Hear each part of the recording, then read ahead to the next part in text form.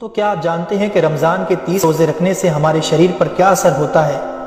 اس پر جاپانی سائنسدان نے ایک بڑی کھوج کی ہے جس کا جاننا ہر مسلمان کے لیے بے حد ضروری ہے۔ جاپانی بائیولوجسٹ یوشونوری اشومی ایک سائنسدان ہے جن کو 2016 میں میڈیسن پر نوبل پرائز دیا گیا۔ ان سے جب پوچھا گیا کہ آپ نے کون سی ایسی چیز بنائی ہے جس کی بنا پر آپ کو دنیا کا سب سے بڑا انعام نوبل پرائز دیا جا رہا ہے، تو انہوں نے کہا تھا کہ میں نے کینسر کی ممکنہ دوا کھوج لی ہے، اور اس بات پر دنیا نے بڑے پر انداز میں ان کی کاوش کو سراہا اور مبارکباد دی گئی۔ اس کے بعد ڈاکٹر یوشینوری اشومی نے کہا کہ میں نے کینسر کی دوا نہیں بلکہ کینسر سے بچاؤ کا حل تلاش کر لیا ہے۔ تو لوگوں نے ان سے پوچھا کہ بتائیے ایسا کیا کیا جائے کہ کینسر جیسے خطرناک مرض سے بچا جا سکے؟ تو انہوں نے کہا کہ جب ہم بھوکا رہتے ہیں تو ہماری باڈی میں موجود غذائیت ختم ہونے لگتی ہے، جس کی وجہ سے جسم بھوک محسوس کرتا ہے۔ اگر اس بھوک کے دوران جسم تک کھانا نہ پہنچے تو ہمارا جسم بھوک کی شدت کی وجہ سے اپنے اندر موجود ان زہریلے سیلز کو کھانا شروع کر دیتا ہے جو کینسر کا سبب بنتے ہیں۔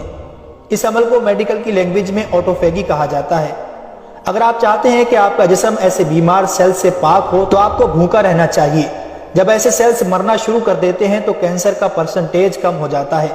اس کے بعد جاپانی سائنسدان سے پوچھا گیا کہ انسان کو سال بھر میں کتنے دن بھوکا رہنا چاہیے کہ اس میں کینسر نہ پایا جائے؟ تو انہوں نے کہا کہ اگر 20 سے 25 دن کم سے کم اور 9 سے 10 گھنٹے بھوکا رہا جائے تو اس کی باڈی ایسے تمام زہریلے سیلز کو کھا جائے گی اور اس میں کینسر نہیں ہوگا۔ اے میرے پیارے رب کریم، آج ہمیں سمجھ آیا کہ مومن پر روزے کیوں فرض کیے گئے، اور آج مجھے اس احادیث پاک کی بھی سمجھ آ گئی جس میں آپ صلی اللہ علیہ وسلم نے فرمایا کہ ہر شے کی زکوٰۃ ہے اور جسم کی زکوٰۃ روزہ ہے۔ سبحان اللہ! میں قربان جاؤں ایسے سچے دین پر جس نے عبادت کے اندر بھی بیماریوں کا علاج رکھا ہے۔ دوستو، اسلام وہ دین فطرت ہے جو زندگی کے ہر شعبے میں راہ اعتدال کی تعلیم دیتا ہے۔ اس لیے آج نہ صرف مغرب میں زیادہ کھانے کو ناپسند کیا جاتا ہے بلکہ اسے انسانی صحت کے لیے بھی نقصان دہ سمجھا جاتا ہے۔ اللہ تعالیٰ نے اپنے پیارے محبوب حضرت محمد صلی اللہ علیہ وسلم پر وحی نازل فرمائی، کھاؤ پیو اور حد سے نہ بڑھو، بے شک وہ حد سے بڑھنے والوں کو پسند نہیں فرماتا۔ اس کے علاوہ حضرت ابو ہریرہ رضی اللہ تعالیٰ عنہ سے روایت ہے کہ رسول اکرم صلی اللہ علیہ وسلم نے ارشاد فرمایا، کھاؤ پیو اور پہنو اور خیرات کرو بغیر فضول خرچی اور تکبر کیے۔